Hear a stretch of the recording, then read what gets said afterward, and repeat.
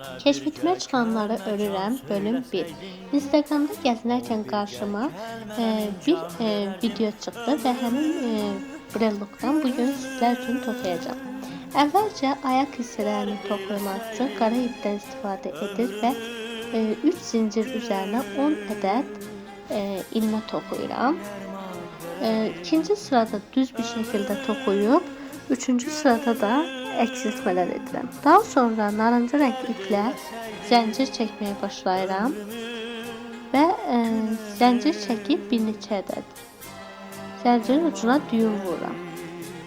Düyümdən sonra başlayıb sayıram və zəncirin sayını 45 ədədə qədər artırıram.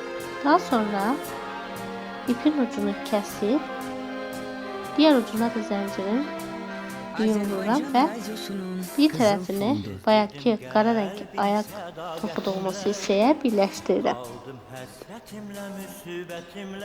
Daha sonra 2 ədəd ayağı tamamladıktan sonra bədən hissəsini toxumaq üçün sihirli halqa üzərinə 6 ədəd atmasız sütun toxuyuram. Birinci sırada 6 ədəd atmasız sütun toxuyub sıra sonunda birləşdirirəm. Daha sonra ikinci sırada hər ilməyə 2 dəfə bataraq 6 ədəd artırma edirəm.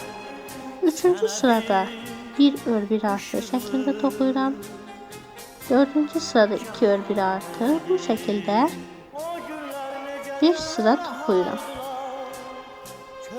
Altıncı sırada isə 6-cı sıranı toxuyarkən əvvəlcə 7 ədəd ilmə toxuyub bir ayağını yerləşdirirəm daha doğrusu. Sonra da 11 yarıya qədər toxuyub ikinci ayağı yerləşdirirəm. Sonra sıranı tamamlayıram və 6-cı sıra tamamlanmış olur. Bundan sonra 7 sıra düz bir şəkildə toxuyub başlayıram eksiltməyə. 7 sıra düz bir şəkildə toxudum. İndi eksiltməyə başlayıram. Eksiltməyə başlayarkən də qollarını yerləşdirirəm və eksiltdim, qurtardım.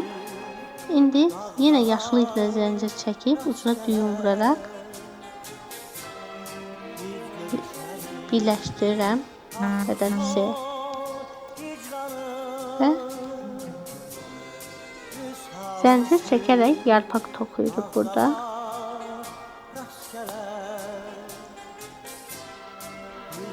Yarpağını toxuyub qutarandan sonra orta hissədən zəncirlə bərkedirik və daha sonunda da açarlıq aparatını taxıb ipi kəsirik. İpin qalan hissəsini iç hissədə gizlədirik. Sonra da bu formada sadə bir üz, dodaq, göz çəkirik və budur. Portakalımız hazırdır. Mən əllərini uç